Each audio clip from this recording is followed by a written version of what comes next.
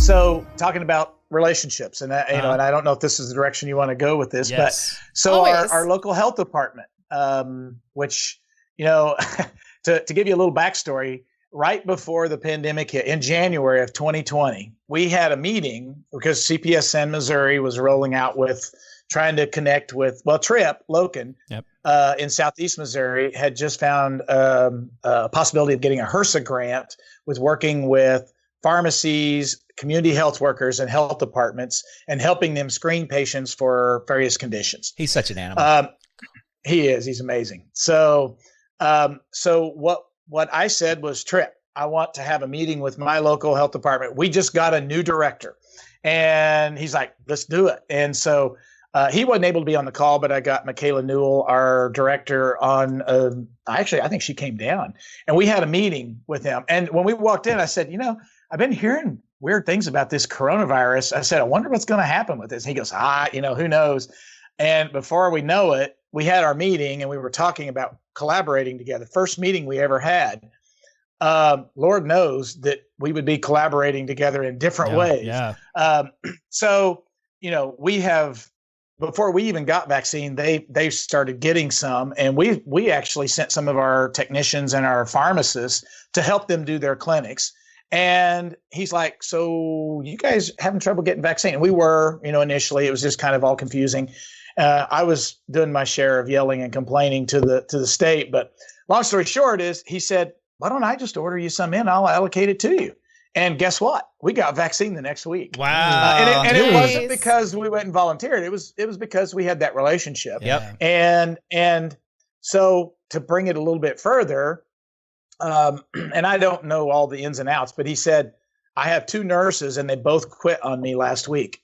And I can't give second doses until I get these new nurses. And then he's like, can you help me? I said, sure. Tell me what you need me to do. Yes. Let me figure it out. So we have helped them with a couple of second dose clinics. And he's like, I'm not going to schedule any more first dose clinics. So any vaccine I get, I'm going to have to send to you. And I'm like, okay, that's fine. And now we have more vaccine than, that's why we're trying to do all these relationship things and working on trying to get these things through. I have more work ahead of me than what I probably realized, but making these connections is really key. Now, I will tell you, I'm going to take this, and you can stop me because I get to rambling, but I will take this the next level and say, I'm still working on that original conversation that I had back in last January.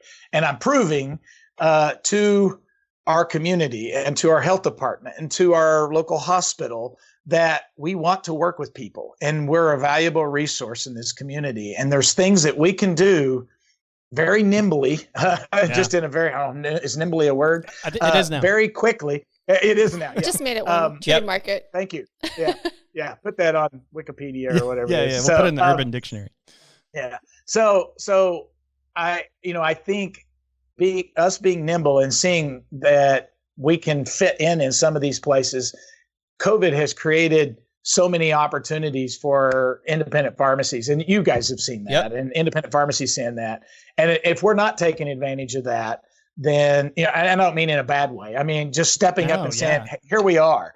I'm not, I know the big chains are taking people's personal information and marketing it in other ways. I'm not doing that, but I'm stepping out here. I've got 3 or 4 people waiting right outside my door right now after their vaccine. So, and I'm just going out and saying hi. And if you need anything, let me know. So, you're absolutely so great. Marketing to they're getting one of these. They're getting one of these with everything. Right. Yeah, but you're marketing those people not by calling them later, send them something in the mail. You're marketing them by being efficient and being friendly and all those things that they're not going to see in other places. Or it's like the best kind of marketing, which is like you get to create an experience for them.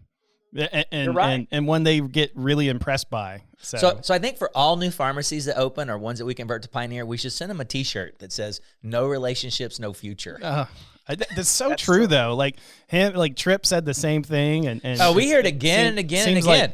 I know everyone in my community, and maybe not everyone, but like your health department, your public health department, whatever that is in your vicinity, you could also say region. No, yes, no future. And seems kind of literally weird. The last one we just did was like it's just about being available sometimes and just saying yes when you're not sure. Because those guys that say, yeah, Tim's going to figure it out. I got a problem. Tim's going to figure it out.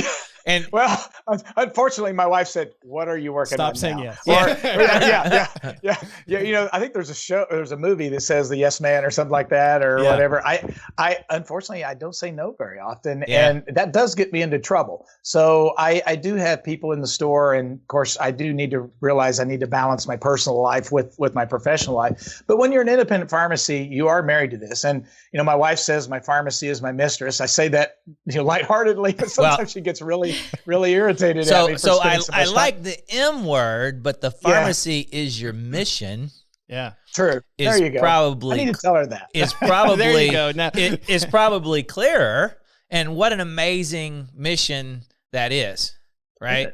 Yeah, you know, if you were put here to care for people, is there any better place to do that than a pharmacy in a small town? So.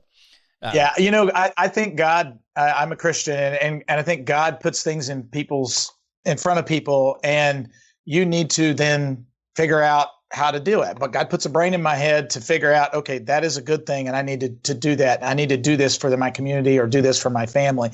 And, you know, I do feel that we have a big mission with COVID and everything else, but I do want to carry that on. And I know many independent pharmacists are doing that. And when I say take advantage of a situation, I think it's important for us to step up. This is an opportunity. Yeah. It's not a time where people should feel burdened, although it sometimes can be very time consuming. You're making calls and trying to. Well, the initial setup is always a burden and always stressful. But then once you get that ball rolling, then it's just, okay, it's another knob I'm turning over here. You're right. I compare it to building a road. You know, when you see those big mountains. So down south of here in McDonald County into northwest Arkansas, where the Walmart country is, they're clearing some mountains and putting new interstate in there. And, you know, when you first look at it, you're like, okay, they're going to put a road through there. Yeah. And so now they're in the process of knocking those mountains down. There's a big hole, and they've got their gravel down, and they're getting ready to lay pavement. And then, you know, so that's where we're at. I think we've knocked the mountains down, and we're plowing through, smoothing things out, and we're going to put our asphalt down, put the lines on, put some signs up, and that's going to be our freeway for the future. So I don't know. That's what I tell my staff. They look at me like I'm crazy, but have any of the I look at Jeff that way a lot. Yeah, he does. Yeah, we both do. It's like you want me to do what? I look at me like that a lot too.